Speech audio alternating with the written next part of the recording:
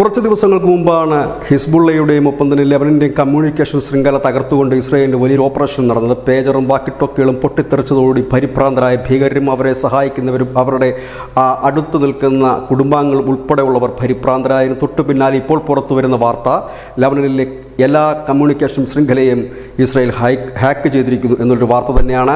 അതിൻ്റെ ഏറ്റവും ഉത്തമ ഉദാഹരണമാണ്, അതായത് ഈ ബോംബിംഗ് നടക്കുന്നതിന് തൊട്ട് മുമ്പ് ലെബനനിലുള്ള ജനങ്ങളുടെ മൊബൈലിലേക്ക് മെസ്സേജായോ കോളായോ എത്തും, എത്രയും പെട്ടെന്ന് ഇവിടെ നിന്ന് ഒഴിഞ്ഞു പോകണം, ഞങ്ങളിവിടെ ആക്രമിക്കാൻ തുടങ്ങുകയാണ്. ആ മെസ്സേജും കോളും ലഭിച്ചതിൻ്റെ തൊട്ടു പിന്നാലെ തന്നെ ആക്രമണവും നടക്കുക. ഇതാണ് ഇപ്പോൾ ലെബനനിൽ നടക്കുന്നത്. അതായത് ജനങ്ങളെ അറിയിക്കുന്നു ആദ്യം, അതിന് തൊട്ടു പിന്നാലെ തന്നെ ആക്രമണം. അതിന് പ്രധാനപ്പെട്ട കാരണം കഴിഞ്ഞ ദിവസം ഇസ്രായേൽ തന്നെ വെളിപ്പെടുത്തിയിരുന്നു. കാരണം വീടുകൾ കേന്ദ്രീകരിച്ചുകൊണ്ട് വീടിൻ്റെ മച്ചിലും മറ്റുമൊക്കെ റോക്കറ്റ് ലോഞ്ചറുകൾ സ്ഥാപിച്ചാണ് ഇസ്രായേലിനെ ആക്രമിക്കുന്നത്. അങ്ങനെ വീടുകൾ ആയുധ ഡിപ്പോളാക്കി മാറ്റുന്ന ഹിസ്ബുള്ളയുടെ നീക്കത്തിനെതിരെയാണ് ആക്രമണം. അതുകൊണ്ട് തന്നെയാണ് ആദ്യം മുന്നറിയിപ്പ് നൽകുന്നതും തുടർന്ന് ആക്രമണം. ഏതായാലും ഒരു വിളിയും മെസ്സേജും എത്തുമ്പോൾ പേടിച്ച് വിറക്കുകയാണ് ലെബനൻ ജനത.